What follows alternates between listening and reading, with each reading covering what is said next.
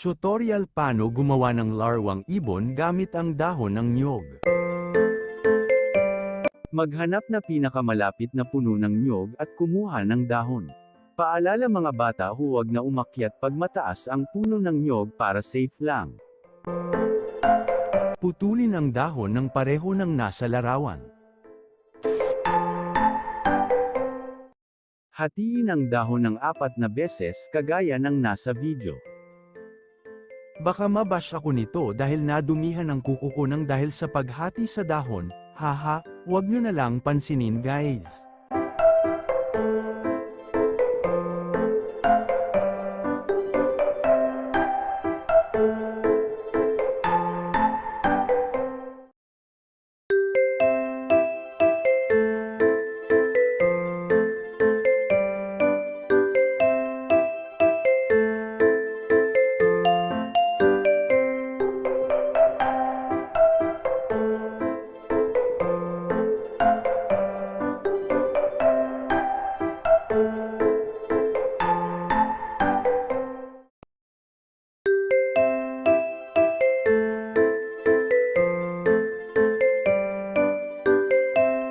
Kunin ang isang dahon at hatiin ng kagaya kanina.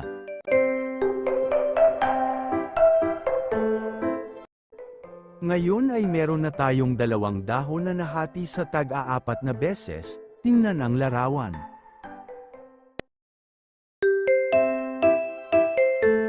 Susunod ay ang paghaabi ng dahon, sundan ang nasa video.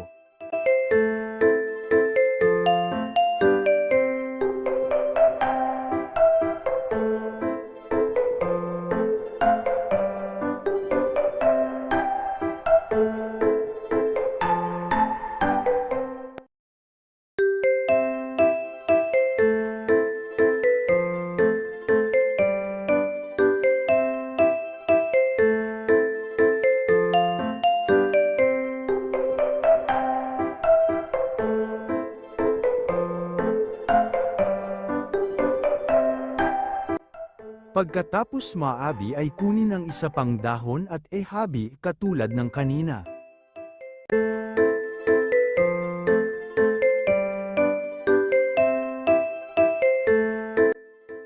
Meron na tayong 2 nahabi na dahon, at susunod ay idudugtong natin ang 2 dahon na nasa larawan. Sundan lamang ang video kung papaano.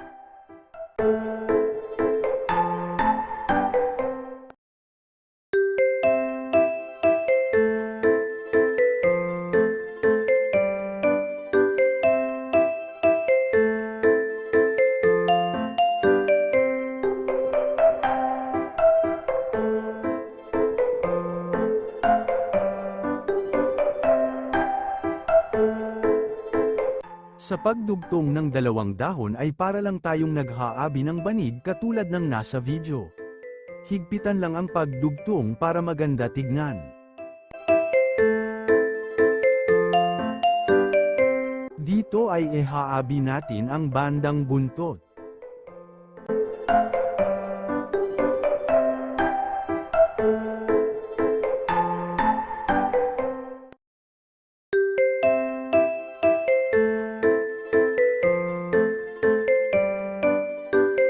Pagkatapos maabi ay etali ang 2 pares ng nahati na dahon para hindi ito kumalas.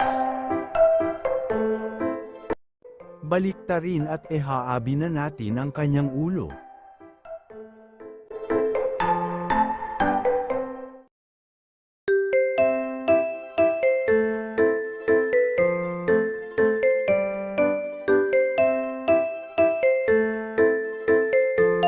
Ang parteng ito ay medyo nakakalito kaya sundan mabuti ang video para hindi maligaw ng landas, haha.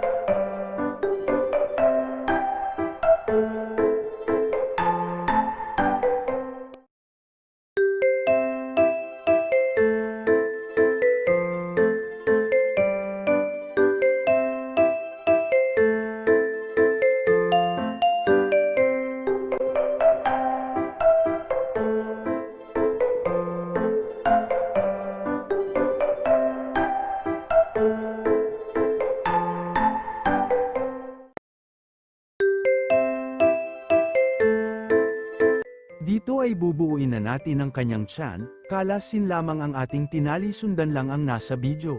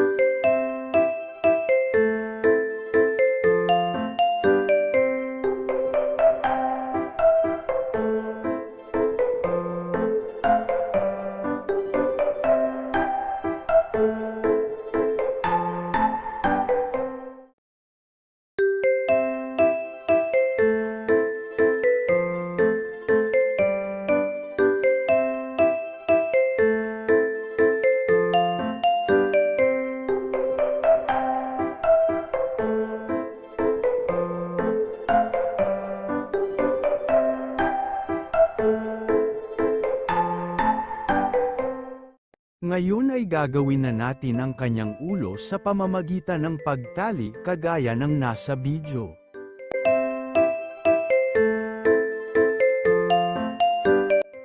Putulin ang sobrang dahon para sa tuka ng ibon.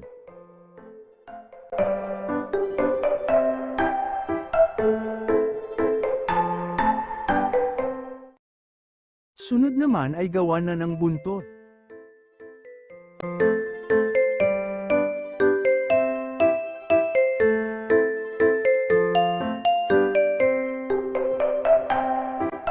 Para naman sa forma ng kanyang pakpak ay sundan lang ang video.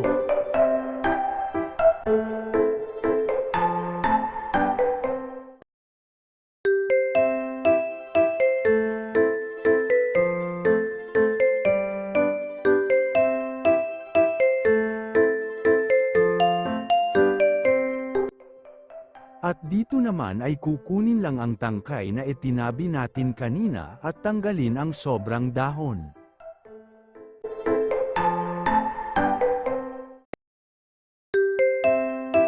Ipasok sa gitnang bahagi ng ibon ang dulo ng tangkay.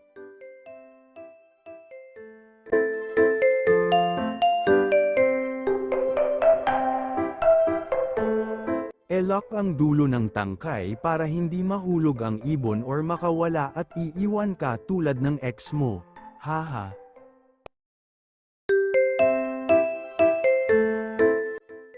At hayan, meron ka ng laruang ibon na gawa lamang sa dahon ng niyog.